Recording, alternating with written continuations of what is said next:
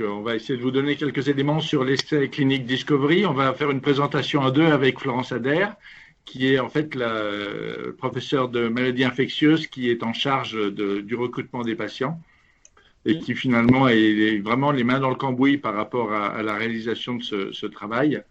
Donc, on va essayer de répondre à deux à l'ensemble des questions qui ont été remontées pour essayer de vous donner le panorama complet de ce qui va se passer et de nos espoirs dans cet essai. Donc, je vais peut-être laisser Florence commencer à répondre aux éléments de questions qui nous sont remontés. Par contre, il faut que tu mettes ton micro, Florence. Ok. Je crois que tout le monde m'entend là. Ok, merci. Merci de votre présence aujourd'hui. Donc moi, je m'appelle Florence Adair. Je suis professeure de maladies infectieuses dans le service du professeur Chidiac à l'hôpital de la Croix-Rousse au CHU de Lyon. Donc on est là pour vous donner quelques précisions effectivement sur cet essai Discovery qui est notamment par exemple historique puisque c'est une question qui revient assez fréquemment. L'historique de Discovery, c'est l'OMS qui en janvier a formater un modèle de protocole de façon à ce que certains pays puissent se l'approprier en connaissant l'urgence et qu'il fallait mettre un certain nombre de protocoles sur pied. Et donc, sous l'impulsion du professeur Yazdan Pana à Bichat et de France Montré, qui travaille aussi à Bichat, un certain nombre d'entre nous, nous sommes mobilisés avec l'appui de l'INSERM, l'appui, le soutien de la DGOS, de la NRS et de la NSM, bien sûr, pour monter un protocole randomisé dans un temps absolument record, de façon à ce que la France puisse montrer sa proactivité par rapport à l'épidémie en cours, en sachant effectivement qu'elle progresse encore et que tout l'intérêt, c'est qu'on puisse mener cet essai en temps réel. Alors, la question qui revient aussi, c'est depuis quand travaillez-vous dessus? Donc là, on revient sur la notion de temps record. L'équipe en place actuellement qui a monté ce protocole, il travaille jour et nuit depuis techniquement le début du mois de mars, pour être précis, le 1er mars. Et donc, c'est un exploit absolu d'avoir réussi à monter un protocole d'une telle ampleur, d'une telle importance aussi en termes de logistique pour la mise en place. Donc, je suis tout à fait redevable aux équipes de l'INSERM qui ont fourni un travail absolument extraordinaire. Autre question, c'est quels sont les acteurs qui y travaillent et dans quel cadre? Alors, bon, le promoteur, c'est l'INSERM, c'est un essai académique promu par l'INSERM, dont fait partie bien sûr ce fameux groupe Reacting qui est piloté en France par Yazdan Pana, qui est un consortium dédié aux maladies infectieuses émergentes, qui est un concept extrêmement intéressant, c'est la mobilisation en temps réel.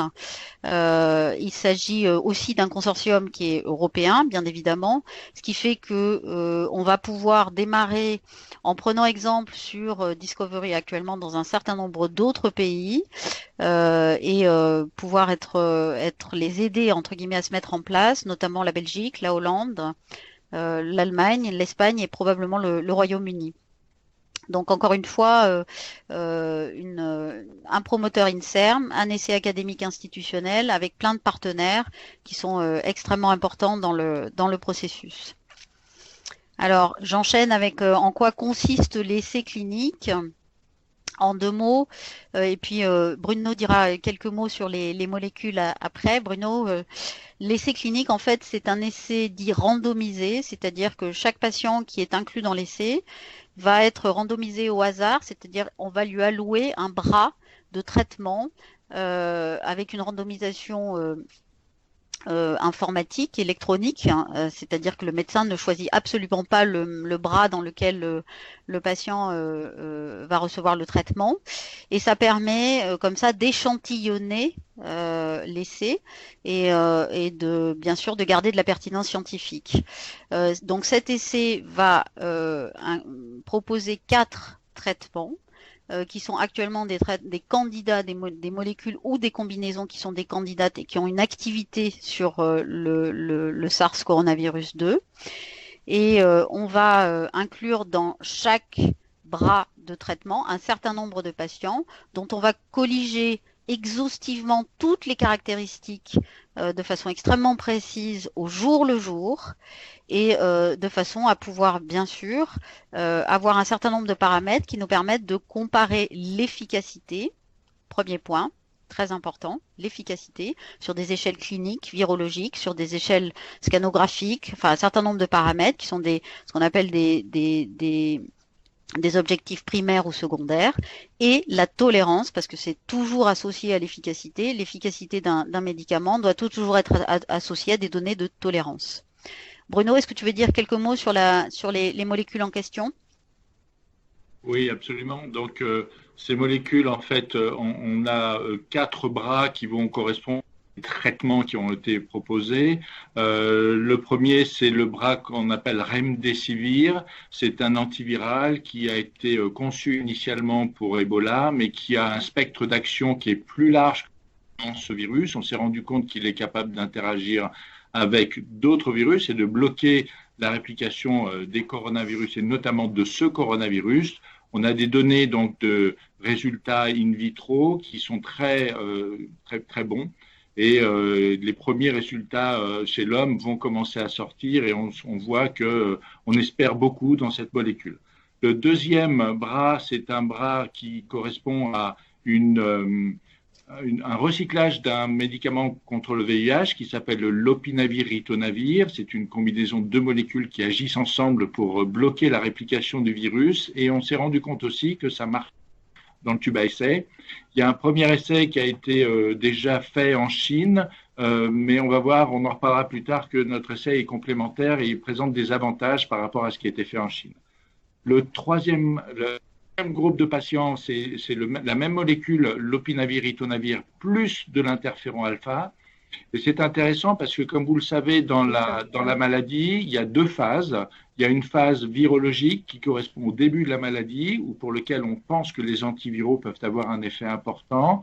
Et la deuxième phase, qui est une phase plutôt immunopathologique, c'est le syndrome inflammatoire qui prend le dessus et qui peut entraîner des altérations et des dégradations au niveau pulmonaire notamment. Et on espère que l'interféron alpha pourra interagir aussi et de façon à bloquer ce processus inflammatoire. Une petite précision, c'est de l'interféron bêta. Pardon, interféron bêta, excuse-moi. On est fatigué. On est de fait fatigué. C'est de l'interféron bêta.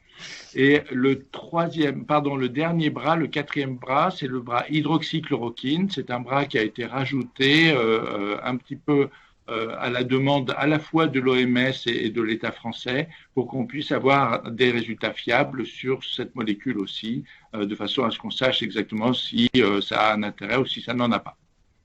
Voilà pour faire les différentes molécules qui sont utilisées. Merci Bruno. Une autre question, c'est combien de patients est-ce que l'essai concerne? Alors en fait, il est question effectivement d'inclure un effectif d'au moins 800 patients en France, sur un effectif total en Europe escompté d'environ 3200 patients. Et on compte beaucoup sur la coopération interpays, bien sûr, pour atteindre ce chiffre assez rapidement. Sur quel périmètre éventuellement les patients sont concernés, c'est-à-dire quel type de patients on va inclure dans le protocole? Alors évidemment, initialement, ce protocole a été conçu pour que ce soit les services de maladies infectieuses et de réanimation qui incluent. Et l'idée, c'était de décloisonner complètement ces 2 structures et de faire un protocole qui nous permette d'inclure indifféremment en réanimation ou en maladies infectieuses. Justement, pour avoir de la souplesse par rapport au type d'inclusion et pouvoir, ce qu'on appelle stratifier, c'est-à-dire classer les malades par ordre de gravité. Et puis, on sait que l'épidémie progresse à grands pas, qu'un certain nombre d'unités Covid sont actuellement ouvertes dans les hôpitaux qui ne sont pas nécessairement des services de maladies infectieuses en propre. Donc, le périmètre actuel, c'est un pilotage par les services de maladies infectieuses et les réanimations de référence, et bien sûr, l'accessibilité au protocole des unités Covid qui sont dédiées à la prise en charge des patients atteints de cette maladie. Donc, on en est là. Après, dire un mot sur le fait qu'il s'agit d'un essai de recherche en temps réel et évolutif. Expliquer ce que cela signifie. Alors, le temps réel, c'est une notion qui effectivement maintenant est bien bien acté, qui est que nous faisons face à des vagues épidémiques régulières et qu'effectivement, il faut que l'on soit proactif par rapport à ces situations épidémiques, à ces bouffées épidémiques un peu classiques, et que nous soyons en capacité de mettre en place ce qu'on appelle de la recherche en temps réel. C'est-à-dire au fur et à mesure que l'épidémie se développe, et qu'elle progresse, on est en capacité de développer des essais et des stratégies, des essais cliniques et des stratégies thérapeutiques, qui testent des stratégies thérapeutiques, dont le but est de pouvoir sélectionner les meilleures molécules pour les mettre à disposition des patients le plus rapidement possible. L'idée, c'est que cette recherche doit être bien sûr pragmatique, parfaitement rationnelle, et qu'on doit garder la rigueur scientifique qui nous permet de discriminer parmi un certain nombre de molécules, les molécules qui allient la compétence d'être à la fois efficace et d'être bien tolérée. Et donc, c'est tout l'objet de ce qu'on appelle la recherche en temps réel actuellement, qui est un concept un peu nouveau. Et effectivement, adaptatif, qu'est-ce à dire? Ça veut dire tout simplement que cet essai a la capacité de s'adapter à la situation, dans la mesure où pour l'instant nous partons avec 5 bras, mais au fur et à mesure des résultats que nous allons accumuler, et c'est toute la force de cet essai, on a mobilisé énormément de moyens de façon à ce que nous puissions implémenter les résultats quasiment en temps réel, avec un recueil extrêmement exhaustif des données au jour le jour, qui sont basculées et analysées, qui nous permettent de savoir précisément où on en est. Précisément sur ces études, on va s'adapter, c'est-à-dire quand une molécule va démontrer une absence d'efficacité ou trop peu d'efficacité, on pourra arrêter ce bras et basculer potentiellement sur d'autres molécules candidates pour faire évoluer et accompagner le protocole vers des molécules candidates qui seraient des molécules d'intérêt. Donc, temps réel et adaptatif, deux notions extrêmement importantes. Après, je crois que Bruno devait nous parler des différents mécanismes des molécules testées dans le cadre de l'essai clinique. Oui, en fait, ce qui est intéressant, c'est de voir, comme j'ai déjà commencé à vous le dire un petit peu, qu'on a une approche qui n'est pas tout à fait la même en fonction des bras, selon qu'on utilise uniquement un antiviral ou qu'on utilise un produit qui va cibler la cellule ou la réponse inflammatoire. Donc, on sait que finalement avec un essai qui va pouvoir couvrir des modes de traitement qui sont un petit peu différents et qui sont complémentaires. On espère pouvoir ici montrer des efficacités en sachant que, comme disait Florence, c'est très important de comprendre qu'on va faire de l'inclusion très très tôt dans la maladie parce que pour la composante antivirale, c'est important que cette inclusion se fasse au tout début de la maladie. Et je vais, par anticipation, répondre à une des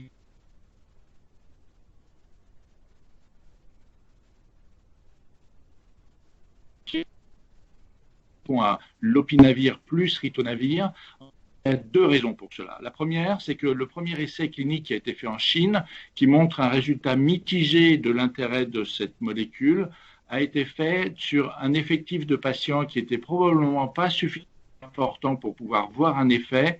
Et la deuxième chose, c'est que dans les inclusions de ces patients, beaucoup d'entre eux ont été inclus très tardivement, parfois au-delà du 10e jour de la maladie. Et on sait que dans ces conditions, la présence du virus est beaucoup moins importante qu'au tout début. Et si on veut espérer un effet antiviral de cette molécule, il faut qu'on le donne très tôt. Ça, c'est la première raison. Donc, on pense qu'on sera plus en capacité avec notre essai de montrer un effet potentiel de cette association lopinavir-ritonavir. La deuxième chose, c'est aussi que c'est un bras contrôle en parallèle avec le bras qui va contenir ritonavir, lopinavir-ritonavir plus interféron bêta, parce que ça va nous permettre de comprendre aussi si l'ajout de cet interféron bêta est un levier par rapport à la prise en charge de ces patients. Et comme je vous le disais, c'est aussi quelque chose qui sera durant la deuxième partie de la maladie. Donc, on voit qu'il est parfaitement pertinent et licite de maintenir ce bras parce que, premièrement, on n'est pas sûr qu'il ait été évalué, que sa capacité antivirale a été évaluée dans de bonnes conditions. On ajoute notre pierre à l'édifice. Et la deuxième chose, c'est qu'il faut qu'on voit si l'ajout de l'interféron bêta après est un atout ou pas vis-à-vis de Kaletra. Merci Bruno. Alors, une autre question qui remonte et qui est fréquente, c'est quelles sont les caractéristiques des patients inclus dans l'essai et comment les hôpitaux qui participent à l'essai ont été choisis. En pratique, les patients qui sont éligibles à l'entrée dans l'essai sont des patients hospitalisés avec un certain nombre de critères qui sont prédéterminés et tout à fait balisés dans le protocole, qui sont d'avoir des signes respiratoires, notamment ce qu'on appelle une pneumonie liée à la maladie, et ou d'avoir besoin d'un support en oxygène. Et donc, ça constitue pour nous des critères d'hospitalisation, c'est-à-dire déjà un certain niveau de gravité. Et c'est sur ces malades-là qu'on a l'intention d'être proactif avec ce protocole, parce que c'est ces malades-là qui ont besoin de traitement. A priori, les malades qui restent en ambulatoire à la maison, qui ont des petits symptômes mais qui se gèrent à la maison, ne sont pas éligibles à ce protocole dans la mesure où le protocole se passe exclusivement à l'hôpital. La sélection des hôpitaux, elle se fait en fonction, bien sûr, de la cartographie de l'épidémie. Actuellement, on suit la cartographie de l'épidémie. Ça, c'est le premier point. Et le deuxième point, c'est qu'on privilégie bien sûr les centres qui ont la capacité, la force de frappe, les moyens, la logistique pour inclure dans les meilleures conditions et de façon à ce qu'on puisse implémenter les données en temps réel.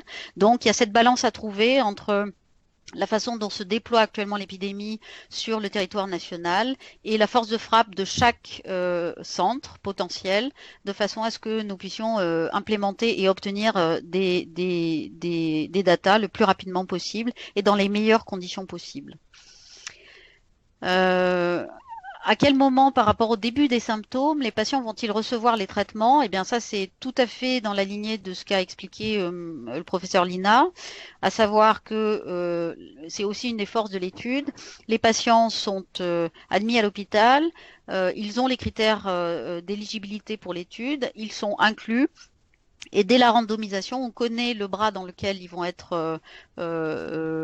recevoir le traitement, ce qui nous permet de démarrer souvent le traitement dans des délais extrêmement rapides, ce qui pour nous est extrêmement important, compte tenu du fait que le délai de mise sous traitement semble être un facteur important dans cette maladie. Donc la question du BRCA Letra, on va pas la rediscuter parce que Monsieur Lina en a parlé. On passe à la question sur la chloroquine. Pourquoi avoir finalement rajouté la chloroquine dans l'essai clinique alors que cette molécule n'était pas testée initialement? Tout à fait vrai. Des données récentes nous ont été fournies. Notamment, il y a un papier chinois très important qui est paru dans le plus gros journal d'infectiologie américain en date du 9 mars, qui a implémenté un certain nombre de données, qui a apporté un certain nombre et un corpus d'arguments très intéressants pour la chloroquine, et par conséquent, et en cohérence avec le design de l'étude, dès qu'une molécule génère un buzz scientifique assez robuste, c'est tout à fait dans le registre, entre guillemets, et dans les attendus de l'étude, et dans le périmètre de l'étude, d'intégrer toute molécule candidate qui peut avoir un effet intéressant sur la maladie. Et par conséquent, il nous a semblé logique d'implémenter un bras supplémentaire dans l'essai Discovery. Alors Bruno, je crois que tu vas nous parler un petit peu de la différence entre chloroquine et hydroxychloroquine. Oui. Le truc, c'est d'arriver à comprendre pourquoi est-ce qu'on parle de chloroquine ou d'hydroxychloroquine. Il faut bien comprendre que ce sont deux molécules qui se ressemblent beaucoup, mais qui en fait n'ont pas tout à fait, même si elles ont le même mode d'action, n'ont pas tout à fait le profil de sécurité d'utilisation. Effectivement, on parle dans ces médicaments d'un index thérapeutique. Alors, c'est quelque chose de compliqué, mais qui est facile à comprendre. C'est la différence de dose qui existe entre la dose therapeutique et la dose toxique. Eh bien, quand vous utilisez la chloroquine, la dose que vous utilisez pour l'utiliser en schéma thérapeutique est très proche de la dose qui est connue pour être chez l'homme.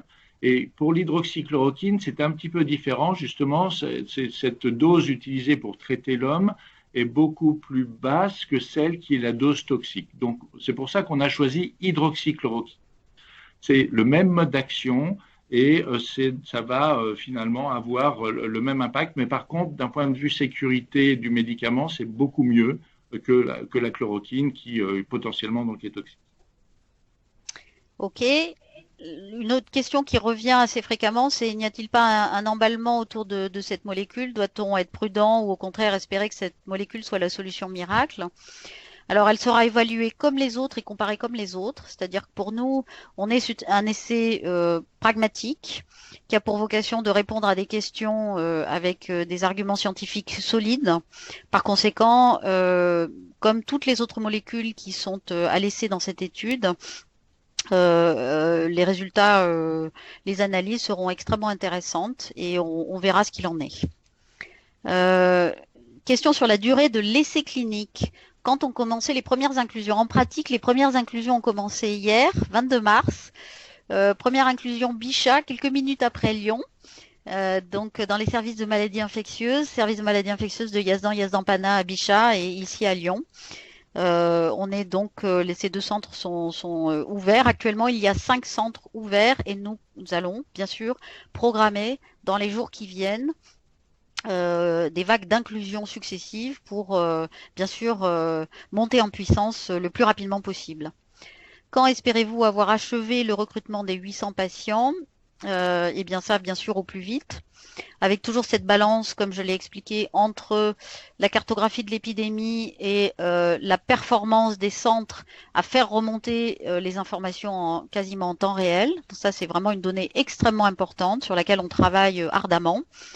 Et bien sûr, on parle de 800 patients au moins, mais il va y avoir des analyses intermédiaires qui vont permettre peut-être d'arrêter un certain nombre de bras, de rééquilibrer d'autres bras pour avoir de la puissance nécessaire pour arriver à des conclusions pertinentes.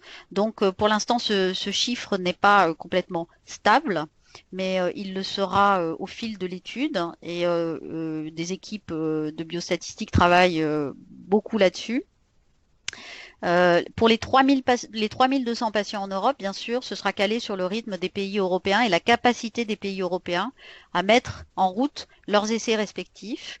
Et bien sûr, ça va apporter de la puissance en termes de résultats et ce sera très intéressant de pouvoir mettre en commun les résultats acquis dans les différents pays européens.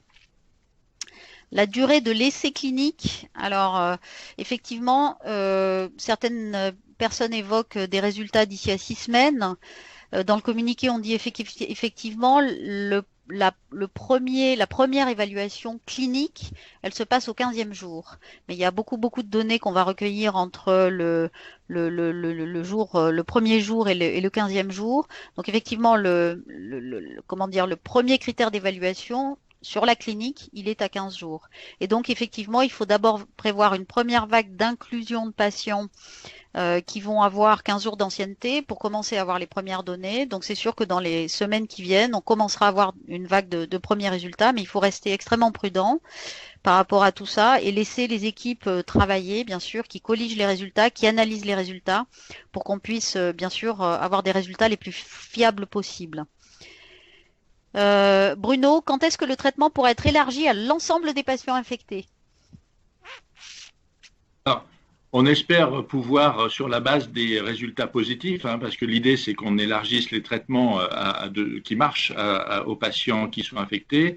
En pratique, lorsque l'essai clinique aura montré la supériorité d'un des bras, c'est-à-dire d'un des groupes traités par un de ces 4 schémas thérapeutiques, s'il présente un niveau d'élimination virale supérieur au bras contrôle et qu'il n'y a pas de toxicité, à ce moment-là, l'idée c'est de pouvoir proposer aux AMM et puis c'est-à-dire aux régulateurs et aussi bien en France qu'ailleurs en Europe ou dans le monde, d'utiliser le schéma thérapeutique pour la prise en charge des patients. Et vous savez que dans certaines circonstances, il peut y avoir comme ça une libération très rapide de nous principe thérapeutique parce que c'est un bénéfice collectif pour l'humanité et il y a déjà plusieurs molécules qui ont été comme ça testées pendant une très petite période de temps mais basculées en utilisation clinique rapide que vraiment c'était un bénéfice, notamment lorsqu'on est dans une situation de carence thérapeutique comme on peut l'être actuellement vis-à-vis de ce coronavirus. Donc c'est difficile de le dire quand ce sera possible de le faire, on l'espère le plus possible. Dès que les données d'analyse intermédiaire sont suffisamment robustes pour montrer une supériorité, et à ce moment-là, on élargira de façon le plus large possible l'utilisation de ces produits. Mais pour l'instant, c'est un petit peu trop. Et de fait, il y a une deuxième question qui a été posée aussi, qui est liée à ça, c'est est-ce que des médecins ont le droit de prescrire dès à présent ces différentes molécules? Il faut bien voir que certaines d'entre elles pas en accès libre. Quand on parle du remdesivir, c'est une molécule qui aujourd'hui est en phase 3. On ne l'a pas en accès immédiat. Les 3 autres molécules sont des molécules qui sont réutilisées. potentiellement, effectivement, on pourrait les utiliser, mais c'est hors autorisation de mise sur le marché. Et je peux vous dire qu'actuellement, il y a le Haut Conseil de santé publique qui est en train de statuer sur la possibilité ou de ne pas utiliser ces molécules en dehors du contexte de l'essai clinique. Et il y a beaucoup de prudence qui doit exister autour de l'utilisation de ces produits. Ils n'ont pas été évalués, donc on ne sait pas leurs effets.